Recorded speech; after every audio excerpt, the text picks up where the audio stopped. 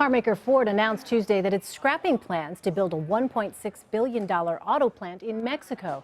Instead, it will bring those jobs back home. Ford will invest $700 million into plants which already exist, many of them in the Rust Belt, creating hundreds of new jobs.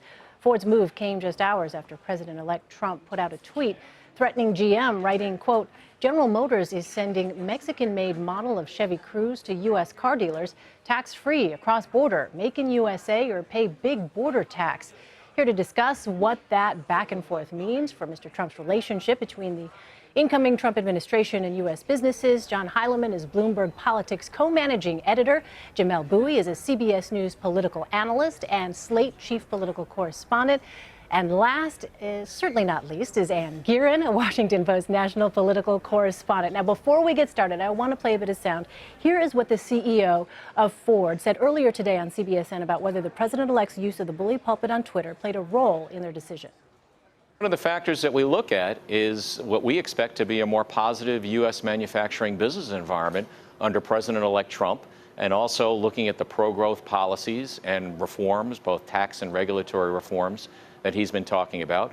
So it is a consideration, and it's a vote of confidence that he'll be able to deliver on those things. Mr. Fields, did you get an opportunity to speak to the president-elect or the vice president-elect at all this morning?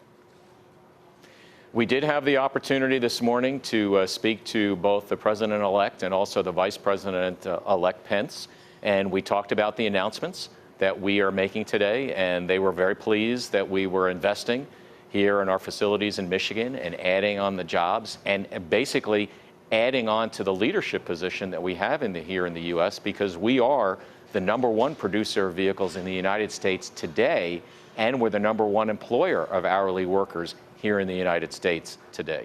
All right, that's the position of Mark Fields, CEO of Ford. What do you make of that, John? One of the biggest questions going on right now is Donald Trump's taking a lot of credit for the state of the U.S. economy and for consumer confidence and for creating a favorable climate that's going to let the economy grow at a faster pace than it did in the course of the Obama administration.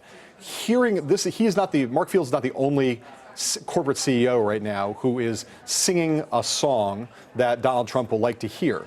To the extent that there are corporate CEOs who believe that the economic climate and the corporate climate going forward in the Trump administration is going to be more favorable than it was over the course of the last 8 years, and is going to cause them to make investment decisions on that basis. That is a huge factor and could play a huge role in terms of Trump's early success. If he's not alone and there are other corporate executives who are going to follow suit, that's just great news for Donald Trump.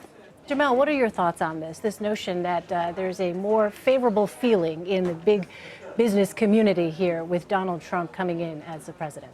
I think one of the things we should consider is that it is not good macroeconomic policymaking to govern this way, to govern by essentially using your public platform to harass companies into making economic decisions. And in fact, when you couple that with what we know about President-elect Trump's entanglements, his business entanglements, his likely conflict of interest, what it begins to look like is a situation where business leaders, their success is not judged based on whether or not they are able in the market, but their political proximity or political allegiance to the Trump administration. And that is a kind of sort of near kleptocratic situation that I think is unprecedented in the United States.